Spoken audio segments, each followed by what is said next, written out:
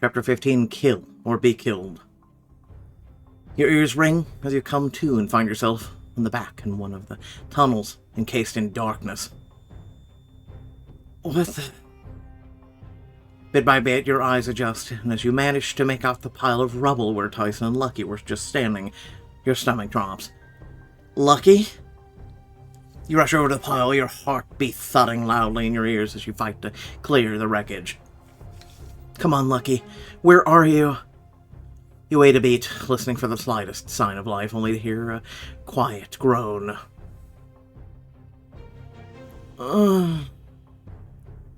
Lucky, hang on. I'm gonna get you out of there.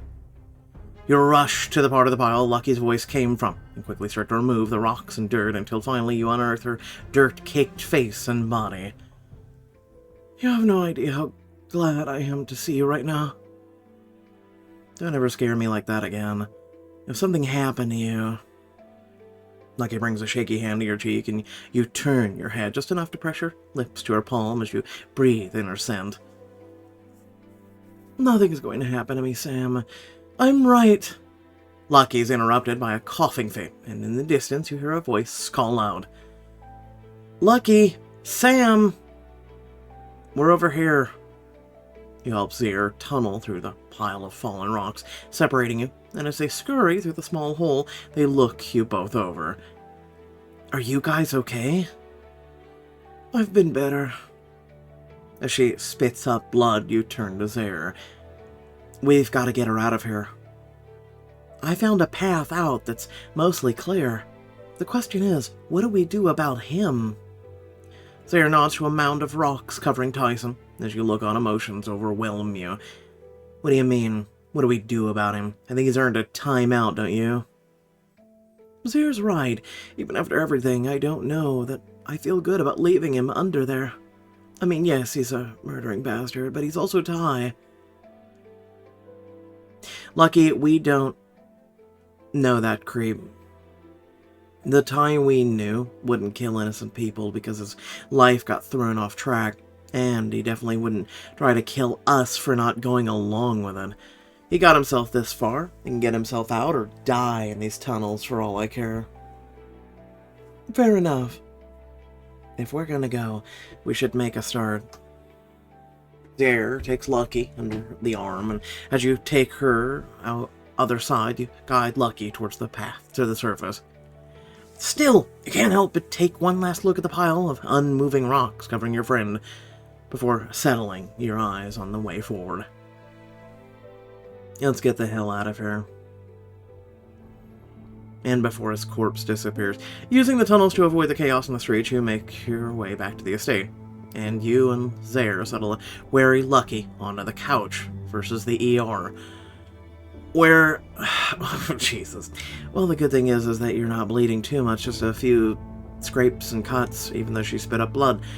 Yeah, we'll get you cleaned up and your wound dressed, and you'll be as good as new. I'm just so tired. We know, but you've got to stay awake. You run to get the first aid kit while Lucky undresses, but as she peels off her top, your eyes catch on a darkening bruise spreading across her ribs. Oh, God. Oh, God, what? Nothing. Shoots there a look, gesture for you both to step away out of earshot. I'm sorry for freaking out, but that does not look good.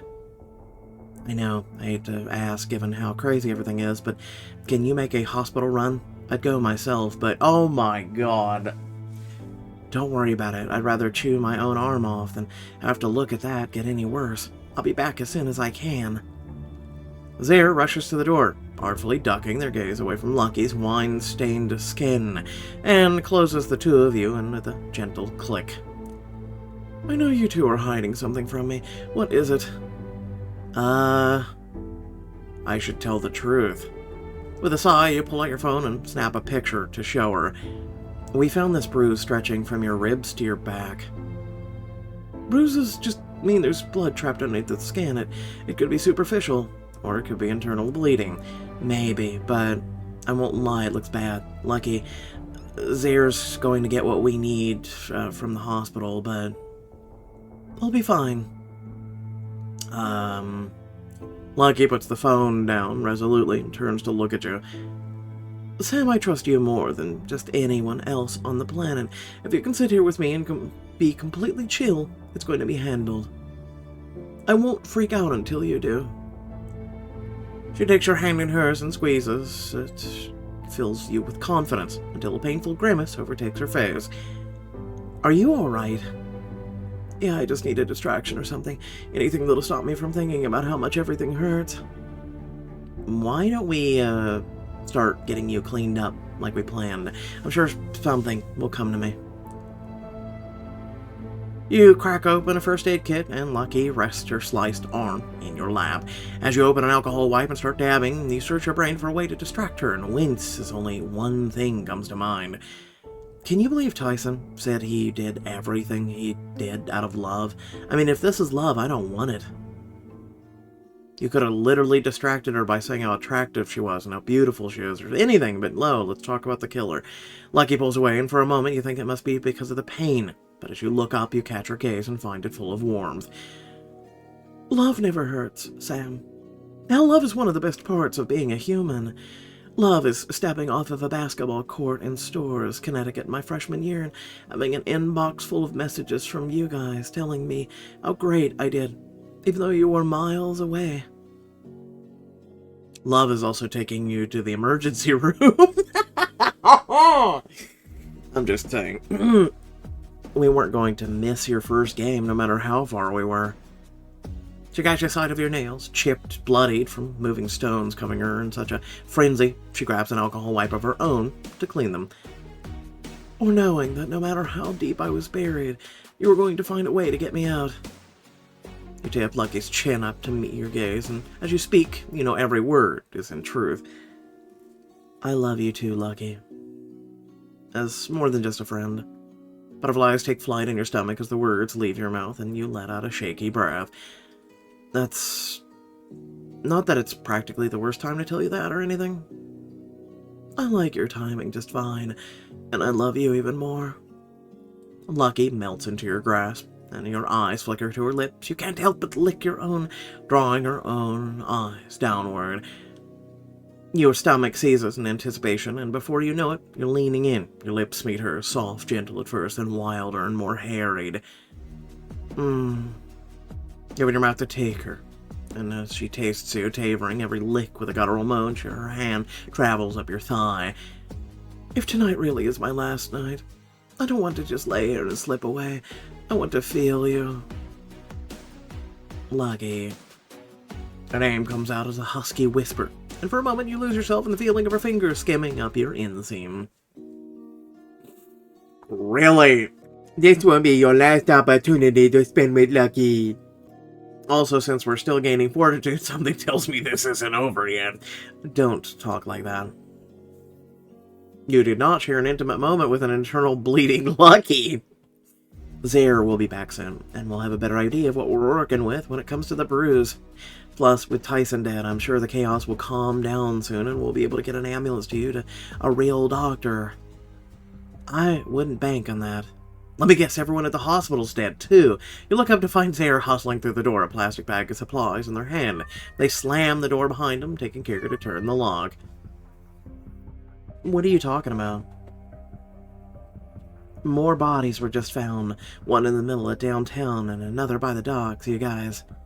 I don't think Ty's dead. If anything, I think he's just getting started. Told you. The three of you hustle into the kitchen as Lucky sits perched on a stool. As at the island, Zaire uncaps a large syringe and inserts the needle into Lucky's bruise to drain the excess blood. That'll stop the internal bleeding. This should release some of the pressure. It's not ideal, but it's the best we've got. That was all you could get from the hospital? I'm lucky I got this. The latest murders have only riled everyone up, and since there's no way off the island, people are looting like crazy. We can't just sit around and let this happen. He was our friend. This makes him our responsibility. The silence falls over you until finally you can't help but say what needs to be said. So, we have to kill Tyson. The question is how. Well, what do we know about him that we could use against him? That he loves all of us. Undyingly. After finding out he's the killer, I'm not sure we really knew him at all. I mean, he was right under our noses. Yeah, I'm still not fully sure how he pulled it off. He was, with Lucky, when I called Bex's phone, in the prison with us when we heard the whistle. Oh, that's true.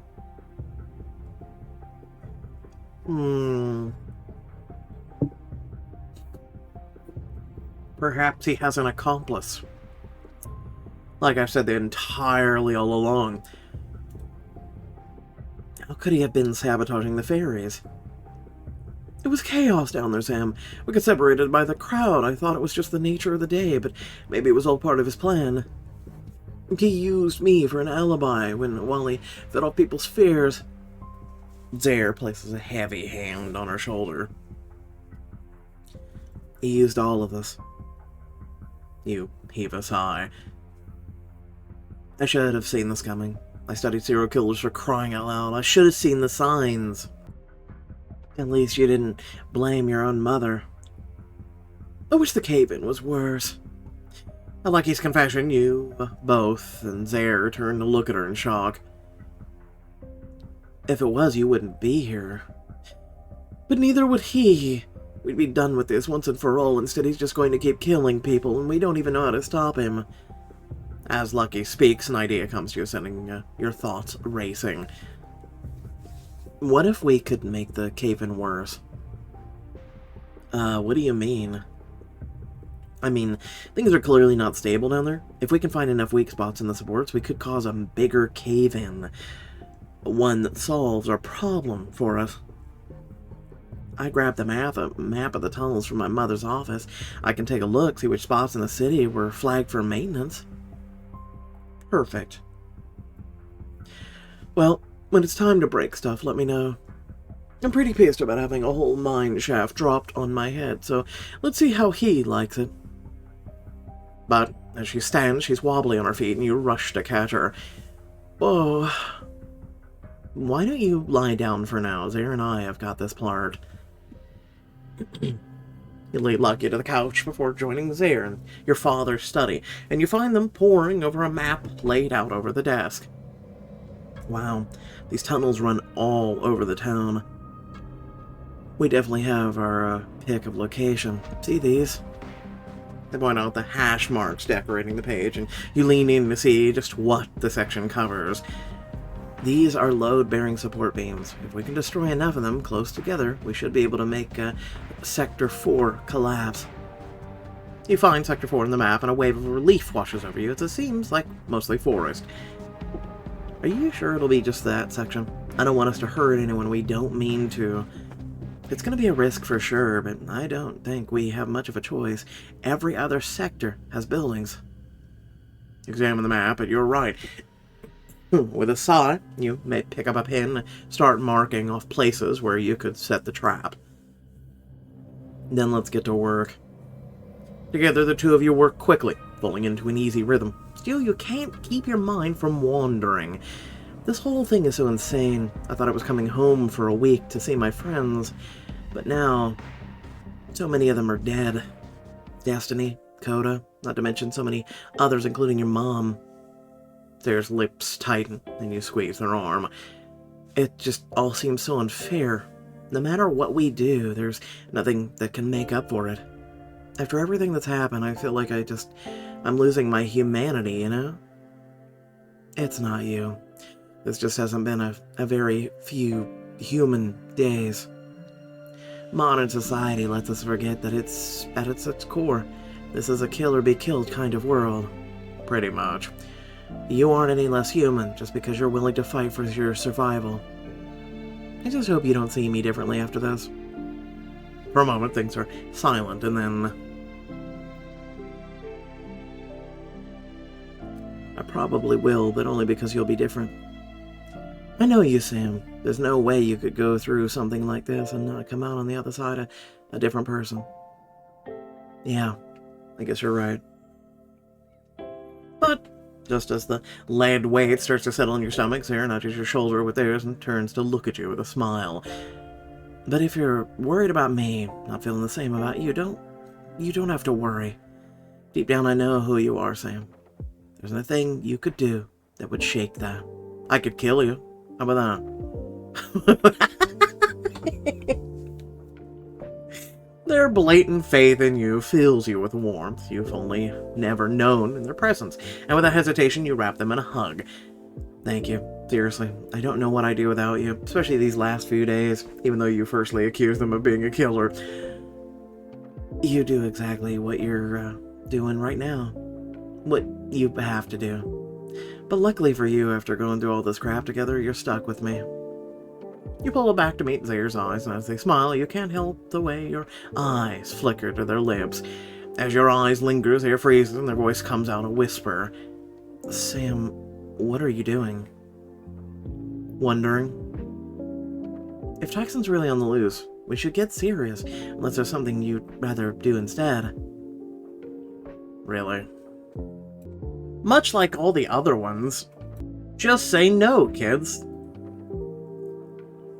You didn't have a moment with Zare. Yeah, no. You give your head a toss, clearing out your thoughts and focusing on the map instead. I think if Ty's out there, then we should be too. Let's get on it. After hours of careful planning, the three of you head down to the tunnels in Sector 4 and begin to set your trap. Alright guys, the plan's simple. We chip away at the strategic support beams here, here, and here. To keep London Bridge from falling down, we'll need to cut them into enough that a little force will topple them. But not so much that we become human pancakes immediately. The ideal depth is about 2 inches. Sounds simple enough. The hard work is going to be luring Tyson back down there. He's got to know we haven't been just sitting on our hands for the last few hours, and he won't want to trust us, not after earlier. Well, worry about that when we're done. Let's get to it. After several hours, you're still only halfway there. The work is back-breaking, and with an overabundance of caution, as your only means of safety, it's slow going. Muscles aching, you trudge over to the next spot marked in the tunnel. This is the next one, right there? Yeah, and then one up ahead around the corner. As Zare bends over the map to check out the last support, you weaken. Lucky stumbles past you. I'll start on that one. You guys can come meet me when this one is finished. Sounds good. As you make a start, you can't help but sigh and call out to Zare. I really hope this works. It's the only way to end this nightmare. I just want this all to be over. You and me both. I keep trying to imagine flying out of here and getting back to school, but it all feels like a distant dream. Like we're been stuck in a moment so long that nothing else is real. It's exhausting. Luckily, we can get to take it out on some inanimate objects. Yeah, because that's healthy. Are you kidding? My therapist is about to make a killing. The two of you chuckle as you rear back to strike the support again, but this time you push right through it. Sam, no! You drop to the floor, covering your head as rocks and dirt rain down on you. But when the dust settles, you recognize the support beam is fake, holding up enough rocks to help it blend in. Wait. What? What is it? I don't know. My shovel went through it, and it looks like there's space on the other side. There's nothing on the map, and it doesn't look like another tunnel. Here, let me clear out more of an opening. The two of you knock more dirt and rocks away until there's an opening big enough to walk through. You peek inside and find what looks like a small cave dug out of the rock side. Whoa, looks like someone was living here. Yeah, a long, long time ago. Looking at over there, that must be where they slept. There points out to a bundle of old cloth against one corner. On top, you notice a ragged book with torn pages. You step into a small cave and crouch over a makeshift bed. Whoa, there. I think I found a journal. Whose? I don't know, let's try opening it. You make out one of the lines and your eyes widen. Property of Joseph Campbell. You know, we've heard the legend, and then we found out the truth in the guard's office, but this might be the only way to hear his story in his own words. You're right. Read Joseph Campbell's diary. You and Zaire settle into a small pile of fabric as you study the fading pages under your phone's flashlight. All right, Campbell. Let's see what you have to say. July 12th. I brought Annie to the cave today. We'll have to hide out here for a while, at least until I can ensure her safety. People have started to go missing, and I can't help but think that Officer Danes is behind it. The way he looked at me after I was released was unsettling, to say the least. I can't let anything happen to Annie, and I wouldn't put it past him to hurt her, so to make people believe I am who he says I am. Wow, so he and his wife lived here. I can't say I blame them if Officer Danes was killing people to frame him. Yeah. And in the end, Danes succeeded. I mean, here we are decades later, and everyone believes his version of the story. The truth doesn't matter if a lie is more entertaining, or in this case, more profitable. Terrorfest really has the nail in the coffin for Campbell's reputation. But we know the truth now, at least. And when this is over, we'll make sure everyone else knows it too. Sarah picks up another page, reading aloud from it. July 29. My worst fear has come true. Danes really is murdering people and trying to pin their deaths on me. It has failed so far, but I fear our hiding out isn't helping. It would be better for us to be seen in polite society, but I worry that Danes would target my family next. I cannot allow that to happen. I think that putting Annie on a ferry every day, it would be painful to live without her, but for her and the baby's sake, I would. Oh, right. She would have been pregnant when they were here. Wow. That can't have been fun. And if she had the added pressure of a killer on the loose, I can see why he wanted to send her away. I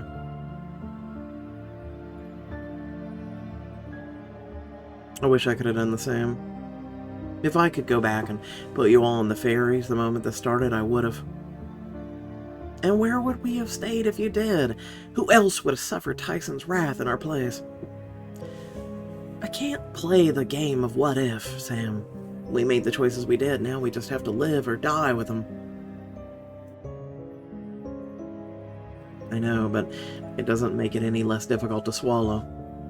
If I start skimming entries, sharing snippets here and there.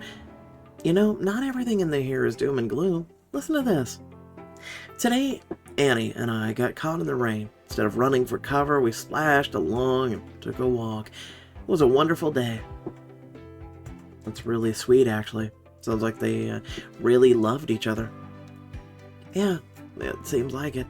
He details their whole life together on the island. This is a priceless family history here, Sam. You take a look at the remaining pages and spot a couple entries that catch your eye. I'll read the one titled, Baby Island All Done. Let's go with Baby.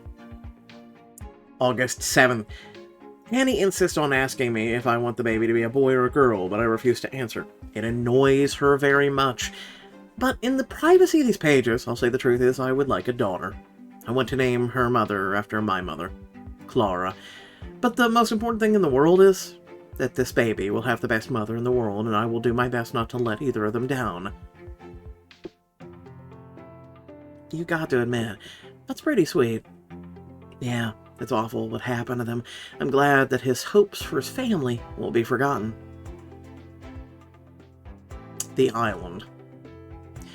August 26th. I am building a house. Since the Crown has revoked my citizenship, it will be my first house owned by the sovereign citizen of Morillic Isle, making me this little town's founder. When it is ready, we will leave this cave. The murders have slowed, and while I worry about what Danes has planned, we cannot live our lives in fears. Besides, the babies do any day. I hope the townspeople will accept us. That what Danes whispers in our ears, I expect it will become much more than what it is.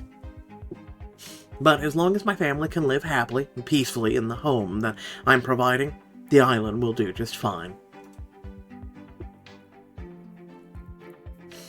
It sounds like not much has changed between them then and now. The townspeople still don't trust us carpenters. Maybe not, but after we finish and end this mess, something tells me your family's reputation is going to take a turn for the better. Hopefully. Quick, let's read it all again. Just kidding. Look, this mentions the tunnels. Sarah hands you the paper over to examine. These old tunnels aren't as stable as I would like. We've heard several cave-ins since getting here, though none have been nearby. Just in case we need to make a quick exit, I've marked us several paths with glow sticks. Hopefully we won't need them. Huh, I wonder if... Suddenly you hear a piercing whistle echo through the cave. Not this again. He's early. Seconds later, Lucky rounds the corner out of breath. What are we supposed to do? The trap isn't finished yet. You two get back to work. I'll stall for as long as I can. How are you going to do that? Tyson's been using that sound to control us all week. He gets off on panic it causes, but I'll bet he's not expecting someone to run towards it instead of away. I'm going to make him run this time. Sam, wait! The words are barely out of Lucky's mouth before you lurch down the tunnel after Tyson. Tyson! Get out here and face me.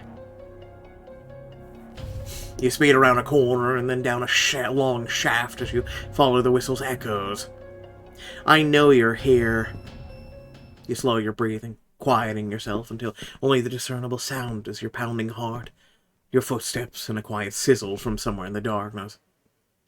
At least he's sticking to the path. When I find him, it'll be easy to force him back onto the route we chose. You celebrate your minor victory as you progress. When in the dark your foot collides with something on the floor, it clatters and you kick yourself for the noise. Damn it. The sizzling gets louder, and you whip out your phone to see what you hit, shining the light from your flashlight briefly. Dynamite.